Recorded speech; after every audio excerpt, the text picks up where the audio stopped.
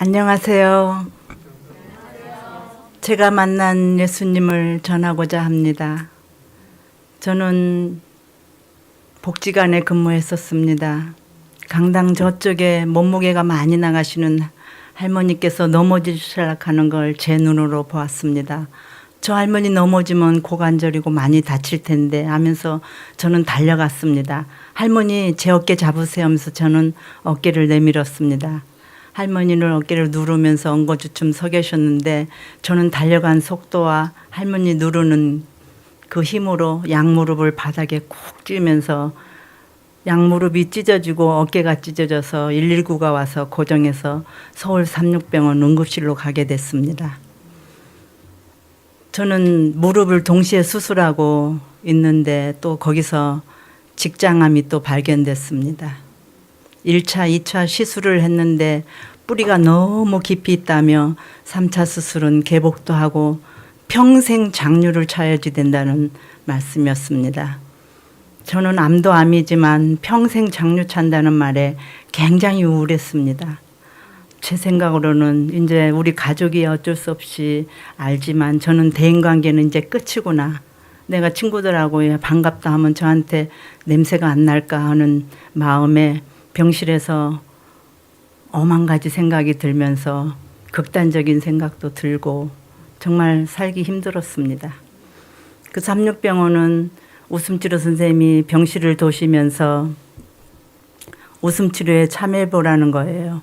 저는 병실에 가만히 있느니 가보았습니다. 동그랗게 둘러앉아서 환하게 웃는 한우들을 보고 박장대소를 하면서 막 웃더라고요. 저 환자들은 아프더만 다 맛이 저는 갖는 줄 알았습니다. 근데 선생님께서 억지로 웃는 웃음도 진짜 웃음에 90% 효과가 있다는 말을 듣고 저는 첫날 미소만 짓고 나왔어요. 근데 잠깐 있다 왔는데도 기분이 나쁘진 않더라고요. 3차 수술은 제가 40일 후에 잡혀 있었는데 90%짜리 웃음 말고 진짜 100%짜리 웃어보자 하면서 저는 열심히 웃었습니다. 그 병원은 오전에도 있고 오후에도 있고 저는 또 병실에서도 웃었습니다. 환우들이 많은 곳이나 사람들이 있는 곳에서는 저는 소리 없는 웃음을 많이 즐겨 했습니다. 소리만 안 내면 되는 웃음이었습니다. 이렇게 웃습니다.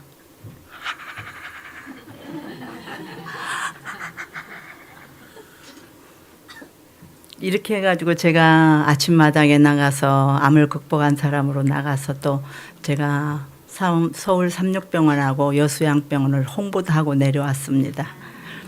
그렇게 웃기 시작했는데 한 20일쯤 지났을까 웃음치료 선생님 제가 웃고 나니까 제 몸 안에 있는 독소와 암세포가 뿅뿅뿅뿅뿅 하면서 이렇게 밖으로 나가는 기분이 들면서 몸은 새탈같이 가벼워지고 기분도 억수로 좋아집니다. 그랬더니 선생님이 그러셔요 그러시더라고요. 드디어 40일 수술을 앞두고 의사 선생님께서 아니 무슨 일이 있었느냐고 암 크기가 확 줄어들어 가지고 개복 안 해도 되고 장류를 안 차도 된다는 겁니다. 저는 장류 안 찬다는 말에 정말 기분이 좋았습니다. 그러고 있을 때 제가 양무릎을 동시에 수술했기 때문에 그 수술한 그 기간하고 또 암이 발견돼서 제가 삼육병원에 입원 기간이 한 6개월 정도 됐습니다. 제가 병원 프로그램을 봤습니다. 새벽기도, 화요일, 금요일, 안식일이 토요일이라고 저는 그때 천주교에 다녔었거든요. 또 발 마사지, 웃음치료 등등 저는 모든 프로그램을 찾아서 다녔습니다. 새벽기도에 갔는데 목사님 말씀이 너무 좋은 거예요. 저는 다닐 때 신부님 말씀 위주는 아니었어요. 성당은 미사 위주였지. 내일은 또 무슨 말씀을 해주실까 하면서 저는 막 기다려줬어요. 아침 일찍 일어나서 목사님 말씀을 들으려면 저 빨리 간호사님 빨리 저부터 빨리 체온하고 혈압 재주세요. 그러고 제가 제일 먼저 4시 반부터도 일어났습니다. 그렇게 듣기 시작했는데 너무 은혜롭고 꿀송이처럼 받아들일 때 저는 또 대소변을 받아는 수술하게 직장암으로 수술하게 됐을 때 이렇게 누워있을 때 시간만 보면 목사님 말씀 시간만 보면 막 가고 싶은 거예요. 근데 저는 침상에 와상으로 누워있으니 갈 수도 없고 간호사님이 오셔서 오셨을 때 간호사님 저희 침대채로 강당을 좀 옮겨줄 수 없나요? 간호사님하고 간호조무사가 저 침대채로 바퀴를 풀어가지고 강당 가서 저는 누워서도 말씀을 들었습니다. 병원 일에 휠체어를 타고 와서 들은 사람은 있어도 침대에서 누워서 들은 사람은 저밖에 없었다고 하대요. 그렇게 말씀이 막 들어오기 시작하니까 저는 천주교 교리하고 틀리더라고요. 그래서 거기는 목사님 3분이 계시고 전도사님 2분 계시는데 목사님 주일이나 안식일이나 또 세례나 침례나 다 같은 거죠. 저는 그렇게 질문을 하니 목사님께서는 항상 성경책을 펼치시고 제 궁금증을 풀어줬습니다. 밤이 되고 아침이 되며 안식일 문제니 예수님도 요단강 물속에서 올라올 때 침례를 분명히 받은 거, 또 다니엘과 요한계시록을 공부를 할 때는 정말 천주교는 아니더라고요. 드디어 참 진리, 참 교리, 성경 말씀대로 하는 교회구나 하는 제 마음이 들어오기 시작했어요. 그리고 제가 조금 걸어 다닐 수 있을 때는 거기 병원교회는 화요일, 금요일은 6시 50분부터 시작해요. 환우들을 상대라서 조금 일찍 시작해서 일찍 끝납니다. 그러면 저는 시간을 보면 한 10분이라도 남아 있으면 그 병원 주위에 삼육서울병원하고 중앙교회하고 SD 영화학원 교회로 저는 막 달려가서 목사님 말씀 한 절이라도 더 듣고 싶어서 뛰어가서 한자복을 입고 뛰어갔다가 또 추모관에 엘리베이터 탔다가 다시 뛰어서 가서 그렇게도 들었습니다. 얼마나 말씀이 좋든지 꿀송이처럼 받아들이고 정말 저한테는 은혜로웠습니다. 거기에서 또 웃음 치료를 빠짐없이 다닐 때 저기 와서 지금 사진 찍는 하경선 선교사님을 그 웃음치료에서 만났습니다. 그 병실에 웃음치료가 방학할 때 제 병실을 찾아와서 본인 간증도 하고 이러더라고요. 그 하 선교사님은 제가 재림교인 줄 알았대요. 웃음치료실에서 환하게 웃는 모습을. 저는 하 선교사님이 사진을 동영상을 막 찍고 그러길래 저는 또 직원인 줄 알았거든요. 그래가지고 그때 이제 밥을 같이 점심 제 밥이 나온 거 같이 먹으면서 이 얘기를 하는데 그때 용산교회 여기 하경선 씨가 전도사님으로 있었을 때예요. 저는 약자를 해가지고 하전 그래요. 이게 하전이 본인 간증을 하는 거예요. 어머 간증을 들을 때 저는 또 같이 울고 또 제 간증을 또 스스럼 없이 나오게 됐어요. 아, 이 사람한테는 제 진짜 엄한 거 있는 제 빨가벗은 온 걸, 모든 걸 보여줘도 되겠구나 하는 그런 신뢰감이 가더라고요. 거기서 둘이 붙잡고 울고 침례를 제가 그 퇴원하는 날이었어요. 제가 이대로 퇴원을 하면 분명히 제가 주일에 성당에 갈 것 같아요. 그래서 저는 성당에 가면은 또 미사를 드릴 것이고 또 죄를 지으면 고해성사 보고 또 묵주기도 할 것 같아서 저 침례 받고 태어나겠다고 그래서 그날 침례를 받았습니다. 침례 받고 난 다음에 삶이 저는 확 바뀌었어요. 제 유년 시절은 엄마가 학교 선생님이었고 아버지는 법대를 나오셔서 교육자 집안에 또 선생님 딸로서 또 유년 시절은 잘 보냈습니다. 7남매의 저는 맏이었고 친구들이 부러운 선생님 딸이었습니다.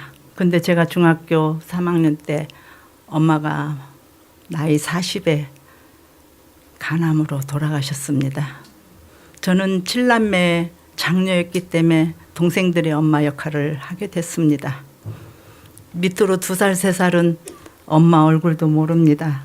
저를 엄마냥 제 가슴을 더듬고 그랬던 동생들을 키우느라고 저는 생각하기에 저는 결혼을 안 하든지 해도 늦게 하려고 마음먹었던 저에게 21살, 제 나이 21살, 남편 나이 23살, 서울 친구 집에서 만나게 됐습니다.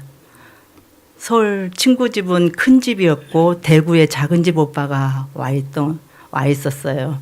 친구 집에 갔는데 오빠 하면서 대문 옆에 바로 문간방에 방문을 팍 여는데 오빠 하길래 저는 이렇게 쳐다보니 그 문 사이에 그 청년한테 손에 책이 있더라고요. 그래서 저는 첫인상이 책을 가까이 하는 청년이구나 하면서 첫인상이 나쁘진 않았어요. 그런데 그 청년이 자기하고 결혼해주면 동생들 6명을 공부시키고 결혼까지 시켜주겠다는 거예요. 저는 그 말을 또 믿었어요. 시어머님께서 보시더니 야야 너 아무것도 필요 없으니 그냥 오너라 해가지고 2달 만에 결혼을 해서 대구로 가게 됐습니다. 신혼여행을 갔다 온 그날부터 남편은 집에 안 들어오는 거예요. 알고 보니 남편은 알코올 중독, 폭력, 도박, 여자관계 나쁜 거는 다 가지고 있고 성질도 급해요. 제가 첫 딸을 놓고 난 다음에 어머님께서는 야야 너 그 신랑 알아줘야지 된대. 얘 세상에 대구에 여자들이 하도 많아서 여자 좀 정리하고 뭐 뛰려고 서울 큰 집에 보냈더니 내려올 때는 널 달고 내려오더구나.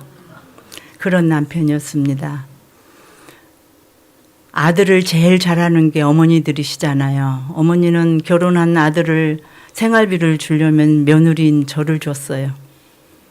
생활비 받는 날은 저는 그날 죽는 날이에요. 그 돈 내놓으라. 아니 반절만 가져가세요. 한 달 살 거예요. 다 내놓으라. 저는 그걸 빼앗기기 싫어서 움켜쥐면 제 힘을 다 때려가지고 힘이 없어 기절시키면 그 돈을 가져가고 또 돈 떨어지면 들어오고 그런 생활을 계속 이어졌습니다. 어머님은 그 다음 날 와보셔요.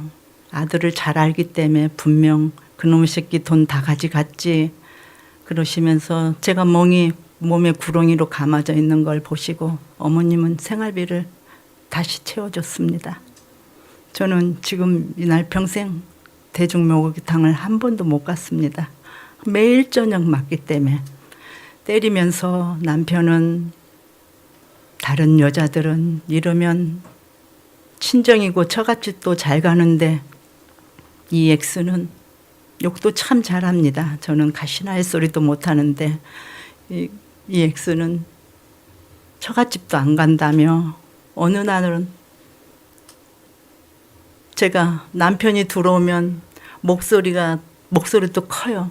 동네 얼굴에서 야자 하는 목소리에 저는 그 목소리만 들으면 가슴이 콩알 말아지고 간이 오그라드는 그런 마음에 현관문을 열어주면 야이 뒤에는 욕이 붙습니다. 야이 년아 무릎 꿇어. 그럼 저는 무릎을 꿇습니다. 내가 누구 거? 그러면 기도하는 자세로 당신은 하늘이라에 이 소리를 새벽 2시고 아침 5시고 술 깰 때까지 그 얘기를 시키는 거예요. 제가 1시간이 넘고 그러면 무릎 꿇고 있으면 쥐가 나잖아요. 쥐난 다리를 풀려고 옆으로 이러면 똑바로 안 앉아 하면서 발로는 허벅지를 찾고 내가 누구 거 그러면 하늘도 아닌 사람이 하늘이라는 소리를 한 번 했으면 됐지 계속 시키는 거예요. 바로 이 얘기가 안 나오니 그때부터 또 때리기.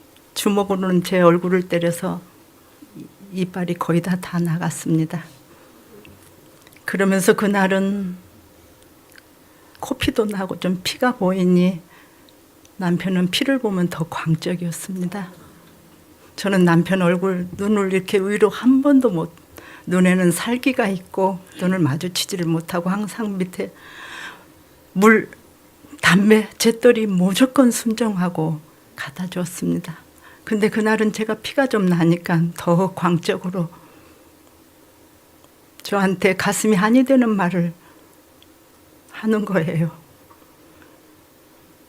그 말을 엄마 없는 년은 죽여도 된다. 그러면서 저를 주근주근 밟아가지고 제가 갈비뼈니 오만 뼈가 금이 다 갔습니다. 그래서 제가 뼈가 조금 약하다고 골다공증 자꾸 넘어지면 금이 가고 그래요. 그런 남편을 저는 제가 암이 걸린 것도 전부 남편 탓으로 돌렸습니다. 병원에 수술하고 있는데 어머님께서 야야 네가 며느리가 아닌 딸로 생각하면 이건 아니다. 네 남매는 우리 집 장손이라 널 줄 수는 없고 네가 애들 보고 싶으면 언제든지 와서 보고 툭 치면서 야야 애들은 크면 엄마 다 찾는다. 네 나이 25 지금이라도 저놈 결혼 일찍 시키면 좀 덜 할 줄 알았더니 너같이 이해 심은 태평양 바다같이 넓고 순종만 하니 저놈이 더 아는구나. 네 이런 모습 너도 안 되고 나도 안 되니 사돈 어른 좀 불러라. 저는 아버지한테 전화를 못했습니다. 어머니도 안 계시고 그런 아버지한테 제 모습을 보이기 싫어서 안 했는데 시어머님께서는 연락을 해서 친정아버지가 내려오시게 됐습니다. 제 모습을 보고 아버지는 아니 이게 무슨 경우냐고 내 큰딸 자네 하나 믿고 결혼시켰는데 이제 도저히 자네 못 믿겠네 하시며 제 손을 붙잡고 올라가는 그 차창 너머에 아버지의 눈물을 저는 처음 봤습니다. 그러고 친정에 와 있는데 애들이 너무 보고 싶은 거예요. 애들을 데리고 가라 하면 저 벌써 나왔을 거예요. 근데 애들을 안 준다 하는 바람에 제가 또 가면 또 우리 애들이 엄마 없는 애들이 되잖아요. 또 제가 가면 지금은 이혼도 잘하지만 그때는 그 45년 전에는 이혼하면 그 가문에 흉이 되고 그랬기 때문에 내가 가면 내 동생들이 큰 누나 큰 언니가 이혼하고 왔다 하면 걔네들 앞길을 내가 막는 것 같아서 이 한 몸 죽으면 죽으리라 하고 계속 참고 살았어요. 근데 애들하고 친정에 가 있으니 너무 보고 싶은 거예요.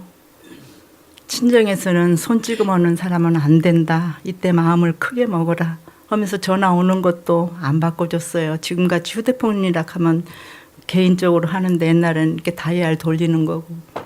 근데 몇 달이 지나서 애들이 엄마가 보고 싶다 보고 싶다 지금은 아프기까지 한다며 본인은 처갓집에 들어가지 않을 테니 애들 얼굴만 잠깐 보여주라는 거예요. 애들이 5살 2살 코눈이 만큼 흘려가지고 엄마 하면서 달라두는데 저는 이사야 49장 15절 말씀을 좋아합니다. 여인이 어찌 그 젖먹는 자식을 잊겠으며 자기 태에서 난 아들을 긍휼히 여기지 않겠는가. 그들은 혹시 잊을지라도 아버지는 안 잊는다는 그 말씀처럼 저는 이 시간 이후로는 너네들 손을 놓지 않으리라 하면서 그 길로 나오니 남편은 전봇대 뒤에 있었어요. 그 식구 4식구가 내려와서 지금까지 살았습니다. 남편은 조금 덜 하는가 했습니다. 그런데 조금 시간이 지나니 그전보다 더 했어요. 이 여자는 자식 버리고 갈 여자가 아니라는 그런 확신이 있는지 점점 더 심했어요. 돈을 남편은 지금도 단돈 10,000원도 안 벌어봅니다. 어머님 살아계실 때는 어머님이 좀 충당해 주셨고 지금은 저와 딸이 남편 돈을 대주고 있습니다.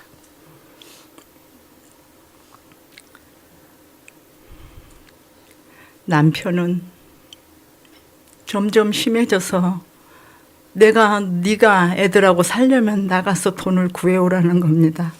그 추운 겨울에 저 신발도 안 신기고 바로 대문 밖에 내놓으면 저는 발이 시려워 한쪽 발로 디디고 섰다가 또 그 발이 차가우면 다시 이 발로 아침이 될 때까지 집에도 못 들어가고 애들하고 살려면 저는 항상 돈을 준비해가지고 가야 했습니다.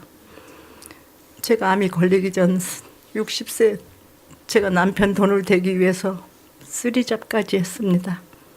복지관에서 근무하고 동생이 식당 하는 그 설거지도 하고 제가 또 운전을 조금 해요. 복지관 직원들이 좀 보태주고 싶어서 대리운전을 시키면 저 술판이 금방 끝날 것 같아서 가서 기다리고 있으면 아침 5시까지도 그 직원이 술을 끝내지를 않아서 저는 잠을 1시간도 못 자고 또 복지관에 다시 근무하게도 됐습니다. 그렇게 힘들게 사는데 저는 고난이 축복이라고 암은 저에게 축복이었습니다. 그 이후로 쉴 시간이 있었기 때문입니다. 저는 남편을 얼마나 원망했는지 남편이 변하리라고는 제 생각으로는 0.000 지구 몇 바퀴를 돌아도 남편은 변하지 않을 거로 저는 판단을 했습니다. 시어머님께서도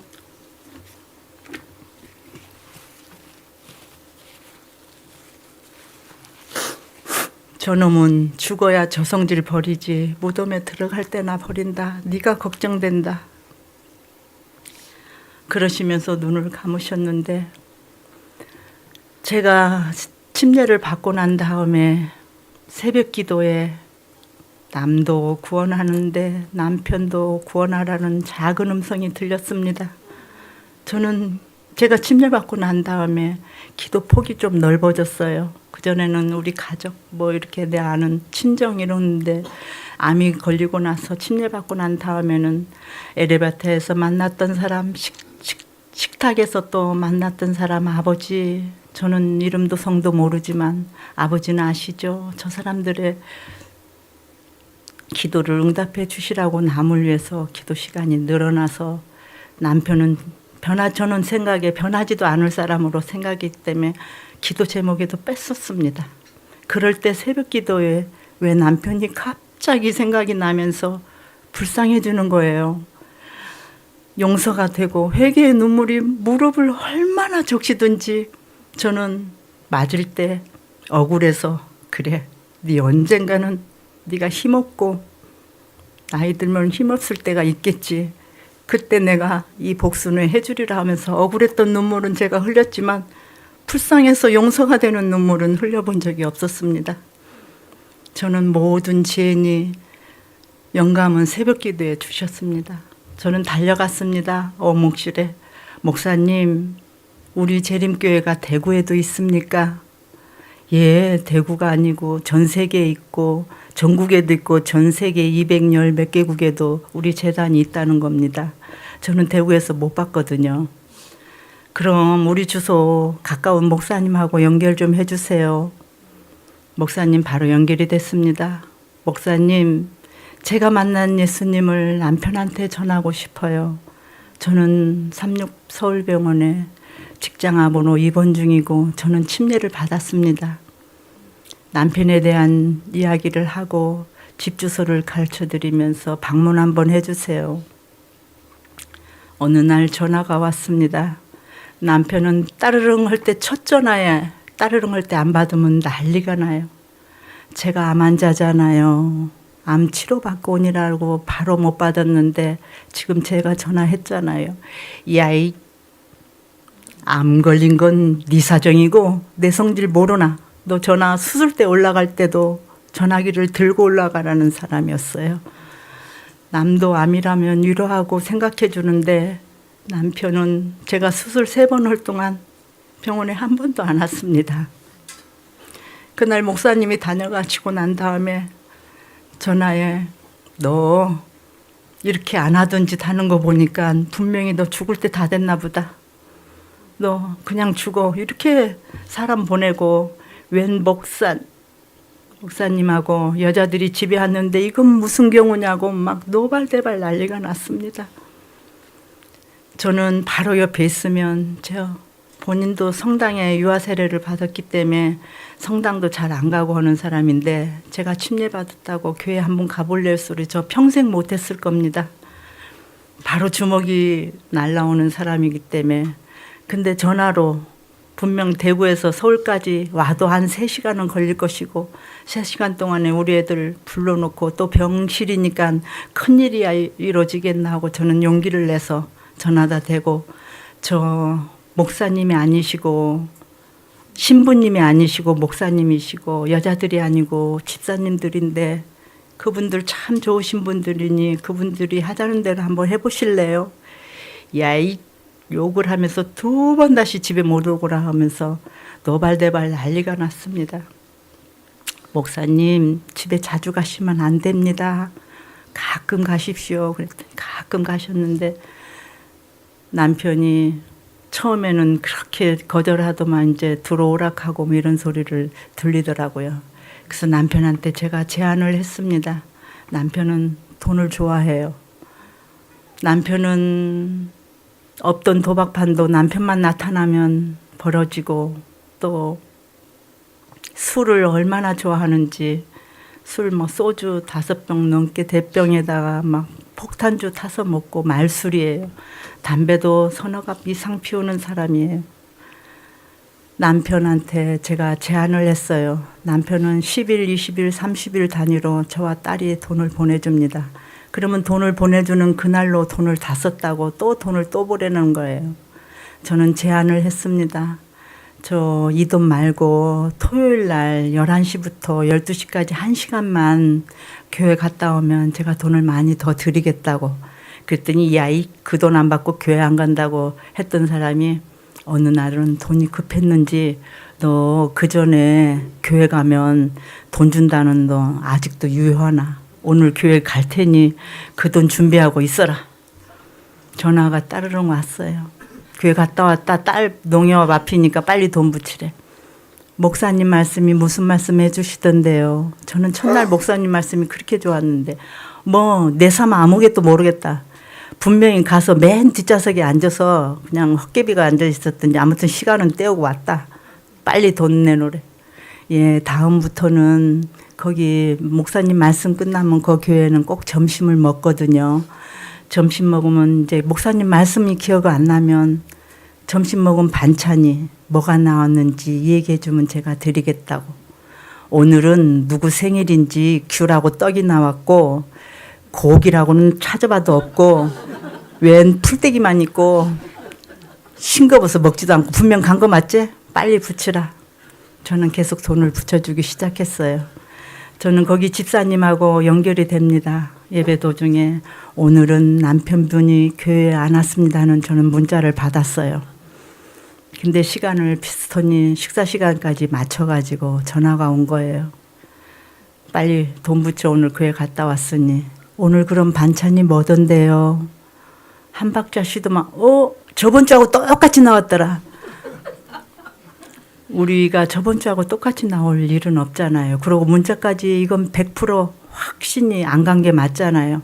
저는 이때 이 가슴에 인대까지 한이 있는 그 오늘 안 갔잖아요 하면서 이때 한번 고함을 질러보고 싶어서 또 돈이 아깝기도 하지만 거짓말을 그렇게 하는 남편이 얄미워서 고함을 지르려고 안 갔지. 큰 소리가 나오는데 여기 목에서 다시 침을 또 삼켰습니다. 제가 모르는 척하고 돈을 붙여주기 시작했어요. 남편은 몇 달 동안 돈을 그렇게 받아내죠. 어느 날은 너 이제 나 교회 간다고 주는 돈 이제 안 줘도 된다. 내가 교회 안 갔는데도 네 다 주는 줄도 알고 네가 암 환자잖아. 이제 그 돈으로 네 먹고 싶은 것도 사 먹고 과일도 사 먹어라. 암 걸린 건 네 사정이고 했던 사람이 이제 네 생각하라는 그 말에 얼마나 눈물이 나던지요. 저는 남편을 구원하고 싶었습니다. 미웠고 제가 같이 가는 데는 절대로 안 데리고 가려고 했던 그 남편이 이제는 구원을 하고 싶어 이사를 해주고 싶었습니다.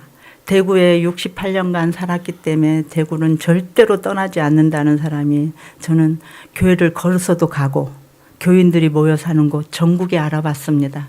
충청도 살렘 부근에 촌집을 구해서 집을 장만해놨습니다. 제가 또 암 환자고 이래서 안 갔다는 사람이 어느 날은 또 가겠다고 해서 이사를 하게 됐는데 충청도로 오고 나서부터는 교회를 걸어서도 가니 대구에서는 차 타고 가다가 전화 받으면 휙 돌려가지고 교회도 안 갔는데 이제 교회 가는 게 낙으로 바뀌었습니다. 가서 또 모든 사람들한테 여러 사람이 있는 것 보고 또 교회를 다니다 보니 침례 받는 것도 본 모양이에요. 그리고 순담배를 못 끊는데 저랑 같이 예배 드리면 중간에 나가서 담배를 피우고 또 은단을 한 주먹 먹고 은단 냄새를 막 풍기면서도 교회 안에 들어오는 모습이 저는 크게 믿지는 않았어요. 근데 어느 날은 전화가 왔습니다. 나 이제 순서가 좀 바뀌면 안 되나? 무슨 순서요? 나 술, 담배 다 끊고 침례 받으려고 했는데 잘 안 된다. 침례부터 먼저 순서가 그렇게 바뀌면 안 되겠나. 침례부터 받고 그 다음에 기도하면서 술, 담배, 여자 관계를 끊겠다는 거예요. 안 되기는 뭐가 안 돼요. 바로 목사님하고 연락을 해가지고 침례 받고 난 다음에 술, 담배 모든 여자 관계 다 끊고 지금은 전도를 하는 다니는 사람입니다. 교회 청소도 1, 2, 3층 교회 청소도 하고 또 식당에서 앞치마를 두르고 설거지도 하는 모습이 집에서는 한 번도 그런 적이 없었거든요. 성령님 살아계시고 하나님은 역사하십니다. 그런 남편이 또 아들하고 사이가 좀 안 좋아요. 우리 아들이 조금 크니까 저를 때릴 때 아빠 뭐 잘했는데 잘못도 없는 엄마를 왜 때리냐고. 그러니 남편은 얘놈 시끼 하면서 막 탁 때리려고 하는 우리 아들을 고등학교 탁 팔목을 잡았어요. 팔목에 힘이 들어가니까 이 팔을 힘으로는 안 되겠다는 걸 남자들은 아나 보죠. 팔뚝을 턱 빼고 난 다음에 옆에 있는 야구방망이로 저와 남편 아들을 같이 때렸어요. 그 길로 아들은 아버지를 스팸으로 돌려놓고 전화를 해도 받지 않는 걸로 되어 있습니다. 엄마 아버지하고 가까이 전화 꼭 받으라는 말 하지 마. 그러면서 아버지 돌아가시면 상주 노릇은 하겠는데 하면서 나한테 강요를 했습니다. 제가 여수에 있는데 아들한테 전화가 왔습니다. 엄마 머리가 아파. 그러면 36서울병원 응급실로 빨리 가거라. 제가 36서울병원 응급실에 가서 예수님을 만났잖아요. 아이 36병원 안 갈래. 고대병원이나 성바오로병원에 갈래. 그러는 거예요. 그러더만 문자가 왔어요. 서울 36병원 응급실이에요. 그 문자가 왔길래 저는 여수요양병원에 있으면서 짐을 다 놔두고 저도 서울 36병원 응급실로 병원으로 입원하게 됐습니다. 이때 병원 안에서 아버지하고 아들이 안 만나면 안 되겠다는 생각에 저는 남편도 또 입원을 시켰습니다. 남편은 3층에 저하고 아들은 2층에. 남편한테는 아들이 입원했다는 말을 안 했어요. 아들한테는 아빠가 입원하게 됐다. 아이 나 퇴원할랍니다. 야야 네가 지금 검사 받는 것도 있는데 결과 나올 때까지만 해도 좀 있으면 안 되겠나. 너 정 아빠가 보기 싫으면 너 마스크를 하고 다니면은 아빠가 널 못 알아볼 거야. 그러면서 저는 모든 교인들한테 중보기도를 요청했습니다. 우리 교인들의 중보기도의 중요성도 알고 항상 그러기 때문에 저는 3층을 병실을 돌고 있는데 아들한테 전화가 왔어요. 엄마, 아빠 만났어. 저는 가슴이 얼마나 뛰든지 원목과 앞이라는 거예요. 원목과 앞이 좀 이제 시끄럽게 생겼구나 하고 3층에서 1층까지 가는데 다리가 후들후들했는데 가서 보니 원목과 앞에 의자에 이쪽 끝에 남편은 이쪽 끝에 앉아 있었어요. 저는 가운데 들어가서 어떻게 만났느냐고 물어보니 36서울병원 그 공중 화장실이 있잖아요. 아들은 마스크를 끼고 화장실 안에서 나오고 남편은 밖에서 들어오는 문 하나 차이로 문 열다 보니까 아들이 아빠 이러 누가 아빠라 하거든. 보니까는 그래서 만났다고 아버지 아들은 피는 물보다 진한지 거기서 싸우지는 않더라고요. 그러면서 아들 내가 너희 엄마 말 안 들은 게 지금 후회된다. 너는 엄마 말 잘 들어라. 엄마가 교회를 가작하면 가고 새벽 기도에 가작하면 가고 그러면서 전도를 하는 그런 아빠가 됐습니다. 내가 또 담배를 피워봤지만 담배를 줄인다는 거는 백해무익이고 완전히 단번에 끊어라 하시면서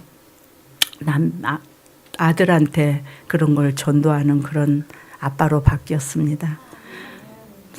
하나님은 살아계시고 역사하심으로 저는 모든 거를 감사하며 항상 기뻐하라 쉬지 말고 기도하라 범사에 감사하라는 그 말씀처럼 저는 말씀과 기도와 감사로 눈만 뜨면 감사가 넘치는 거예요. 그전에는 불평불만 뭐든지 왜 나한테만 이런지 엄마 부모 복도 없고 남편 복도 없고 자식 암에 걸린 데다가 또 이렇게 천주교 개종도 해봤기 때문에 병원에 있는 모든 한우들한테 제가 간증거리가 많아요. 그래서 한 병실에 있는 한우가 5인실에 있는데 언니가 믿는 종교가 뭐야 하면서 물을 때 저는 나는 성당에 다니다가 지금은 제7일 안식일 예수 재림교회로 개정했으면서 제가 만난 예수님을 전했습니다. 그럴 때 병실에 있었을 때도 94살 먹은 할머니가 제가 있는 동안에 목욕도 한 번도 안 하는 거예요. 그럴 때 보니까는 할머니가 허리가 완전히 90도로 구부러져서 휴지통을 들고 항상 화장실에 갈 때도 휴지통을 밀고 다니는 할머니였어요. 저는 화장실에서 나올 때 환자복을 준비했다가 얼른 화장실에 다시 또 들어가게 해가지고 제가 아파서 수술했는데도 가서 변기에 앉혀가지고 목욕을 싹 씻겨서 그렇게 옷을 갈아입혀서 나오게 되니 그 할머니는 말을 잘 못해요. 저만 보면 제가 물이고 뭐고 막 갖다 드리고 하니까 저만 앞에만 왔다 갔다 하면 그냥 고맙다 고맙다 입술로는 고마워는 그 입술을 저는 읽을 수 있었습니다. 그런 모습을 보고 그 한우들이 3명하고 보호자 2명하고 5명이 그때 침례를 받고 그럴 때였습니다. 지금도 병원에 있으면 한우들이 막 보여요. 한 명이라도 영혼 구원을 하고 싶고 눈에 제가 또 동생들을 또 6명도 키워봤고 남매도 키워봤기 때문에 사람을 보면 알아요. 그래서 또 남자 한우들이 오면은 우리 직원들이니 여자 집사님들은 잘 못하는 걸 저는 가까이 가서 그런 남편도 변하게 했고 동생들도 항상 밑에는 동생같이 보이고 이래가지고 예수님을 전해서 많은 한우들이 또 침례를 받고 결심도 하게 됩니다. 서울병원에서 최명수 원장님이 태어날 때는 박진숙 전도왕 태어나면 누가 전도하는데 우리 사모들도 못하는 거 여수에 갔다가 또 바로 올라와 하시면서 하고 또 병원에 있을 때 저는 부산에서 온 난소암 한우를 봤어요. 그 한우를 보니 막내 동생 같고 얼마나 예쁘고 그러든지 저는 기도를 좀 잘 못해요. 묵주기도 하고 천주교 다닐 때. 근데 그 손을 잡고 기도를 어떻게 하게 됐어요. 기도하고 난 다음에 예수님 이름으로 기도합니다. 그러니 걔가 언니가 기도했는데 왜 예수님 이름으로 기도해? 언니 이름으로 기도합니다. 이래야지. 그런 한우를 보고 얼마나 순수하고 예쁘던지 저는 산책하면서도 항상 예수 라디오를 틀고 크게 틀고 다녔어요. 걔가 듣거나 안 듣거나 크게 틀어놨어요. 전날 거 또 그 다음날 제가 한번 틀어봤어요. 그랬더니 안 듣는 줄 알았더니 언니 그거 어저께 들은 거잖아. 그 다음 거 틀어봐 그러더라고요. 그래서 걔가 또 침례도 받게 되고 또 감리교회 현직 목사님 사모님이 오시게 됐어요. 병실에. 근데 금요일 저녁에 안식일 거기 여수는 사랑 나누기 시간에 간증 좀 한 사람 부탁한다고 안교장님이 저한테 얘기하시더라고. 그래서 가서 그 사모한테 내일 9시 반에 간증 좀 해주실래요? 그랬더니 간증이 뭐예요? 내가 간증 그런 것도 모르고 한 번도 안 해봤고 내가 여기 온 지 며칠이나 된다고 그런 걸 시킵니까? 안 한다고 하길래 저는 제 얘기를 했어요. 저는 침례 받고 이틀 만에 교회를 갔는데 점심을 먹는데 밥 먹다가 장막부흥에 갈 거죠? 집사님들이 식당에서 그러시더라고요. 예? 장마철에 하는 부흥이에요? 저는 그때가 8월 2일 장마철이었거든요. 사슴의 동산에를 가게 됐는데 간증하는 집사님이 아직 도착을 안 했다고 그때 하전도사님이 그때 있었거든요. 용산교에. 하전하고 저하고 목사님하고 손을 잡고 기도하고 5분 전에 저 간증을 하러 바로 준비도 없이 바로 올라가게 됐어요. 언니 간증이 따로 있는 게 아니고 언니가 나한테 얘기한 것 같이 그렇게 얘기하면 돼. 그 말에 또 순종이 제사보다는 낫다는 말에 제가 순종하고 바로 저는 진짜 이틀 만에 바로 갔다고 그랬더니 예 사모님이 순종 모르시는 분이 아니잖아요. 그때 적절하게 그 순종 얘기를 했더니 예 순종하겠습니다 하면서 그 사모님이 순종하고 간증하고 난 다음에 제가 이제 퇴원을 하게 됐어요. 사모님 제가 퇴원하기 전에 침례를 받으면 제가 축하도 해드리고 참 좋지 싶은데 좀 하면서 제가 또 권했어요. 제 간증을 잠옷실에 가서 간증을 1대1로 간증을 하고 둘이 서로 붙잡고 울고 난 다음에 침례를 결심하게 됐어요. 또 같은 방에 한우가 있었는데 자기는 불교에 다니면서 자기 팔뚝은 믿지 남은 절대로 종교에는 안 믿는다고 한 그 한우가 내가 야, 너 사모님하고 같이 침례 받으면 쌍둥이가 되는 거야. 우리 애 둘 같은 날 태어나면 우리 호적에 쌍둥이로 올라가잖아. 지금 하늘 생명책에는 사모님하고 네 이름이 같이 올라가. 그때 언니는 아무것도 모르는데 몰라도 언니같지는 못하지만 그러면서 화장실에 결심을 안 하고 화장실에 들어가는 거예요. 조금 있다가 제가 화장실을 똑똑 두들겼어요. 언니 들어와. 같은 여자끼리인데 괜찮아. 들어와. 그런데 저는 또 기다렸다가 다시 똑똑 두들겼어요. 그랬더니 지가 이제 문을 열어주더라고요. 봐봐. 예수님은 밖에서 문 밖에 기다리셔. 네가 문을 열어줘야지 들어오셔. 이렇게 네가 그냥 하면서 예수님만 받아들이면 돼 하면서 그랬더니 알았어.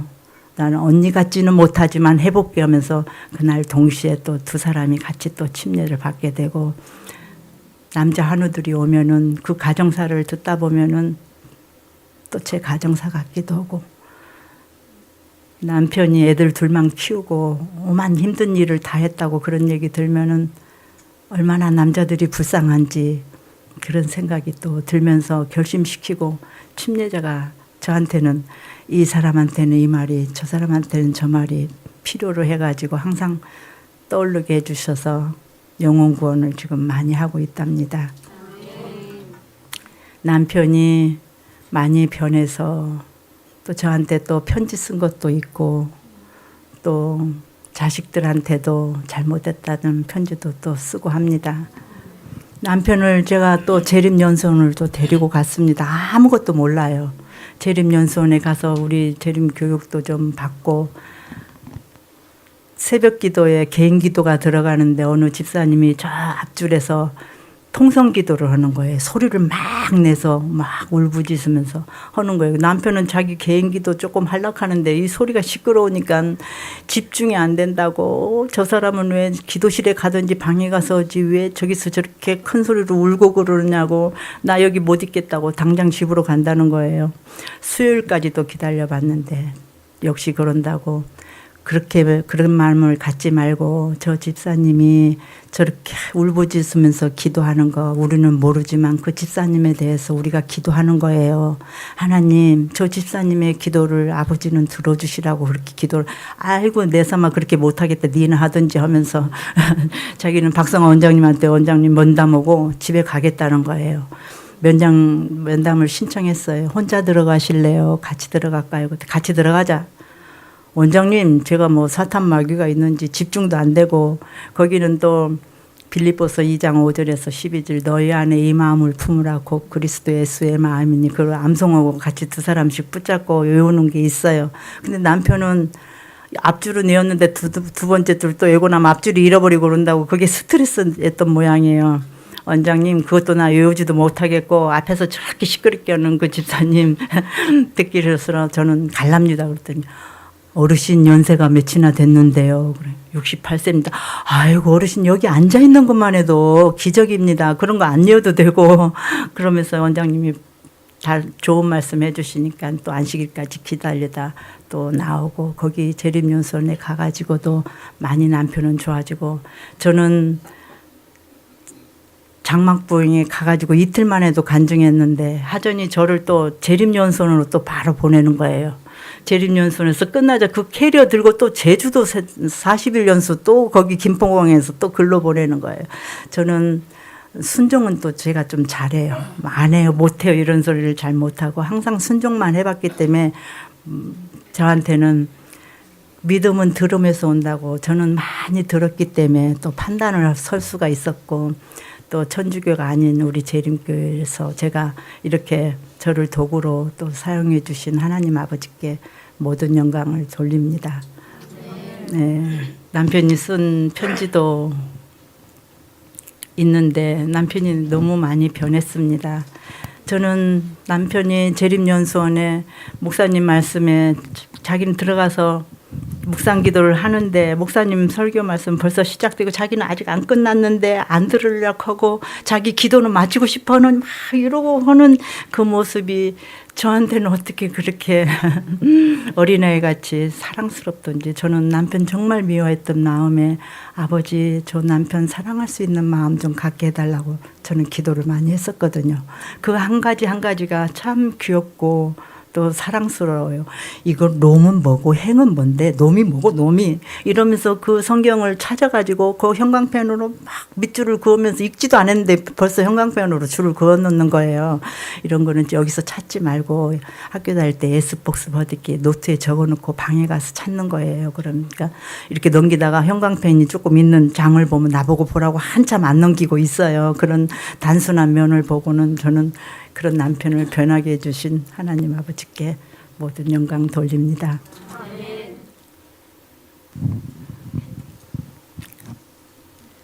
아내에게 시집 와서 너무 고생만 시키고 호강 한번 못 시켰네. 너무 많은 죄를 지어서 뭐라 할 말이 없네. 지은 죄 밉지만 용서하고 앞으로 좋은 일만 생기길 하나님 아버지께 기도드릴게. 아멘. 나쁜 짓만 일삼고 아이들 챙기지 못한 것 사과드리네. 고맙고 미안한 생각뿐이고 45년간 살아준 당신 한테 미안하고 고마울 뿐이요. 미안하고 죄송한 마음뿐이네. 머리 숙여 사죄하오. 병 걸려 자꾸 성내고 짜증낸 건 미안하오. 내가 없더라도 아이들 잘 부탁드리고 정말 미안하오. 감사하오. 또 이제껏 좋아한다, 사랑한다 말 한마디 못하게 정말 후회되오. 앞으로 사는 날까지 서로 사랑하며 믿고 의지하며 살아갑시다. 아멘.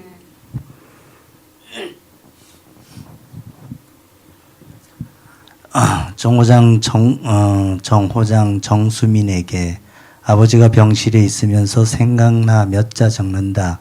내가 너무 너희들에게 신경 쓰지 않고 내 멋대로 너희를 키웠다. 맞기도 많이 맞았지. 용서하고 미안한 마음뿐이다. 호창아, 수민아, 술, 담배 꼭 끊어라. 아버지의 부탁이다. 엄마 따라 교회도 잘 나가길 바란다. 술, 담배 끊고 예수님 만나 새 삶 살기 바란다. 아버지 술, 담배 너무 오래 해서 이 큰 병 걸렸다. 꼭 술, 담배 끊고 엄마랑 같이 교회 나가길 바란다. 꼭 부탁하자. 꼭 그러길 바란다. 그리고 너희 엄마 불쌍한 사람이다. 아버지가 애를 너무 먹였다. 너희 둘이 엄마 잘 모셔야 한다. 알았지? 내가 못한 건 너희 둘이 잘해주고 말 잘 듣기 바란다. 앞으로 너희 둘이 하고 싶은 거 다 하나님 아버지의 보살핌 아래 다 해결되길 바란다. 앞으로 너희 둘이 하고 싶은 거 다 하나님 아버지의 보살핌 아래 다 해결되길 바란다. 그리고 이 아버지가 너희한테 잘못한 것 다 잊고 용서하길 바란다. 할 말이 많으나 생각이 잘 안 난다. 이만 줄입니다.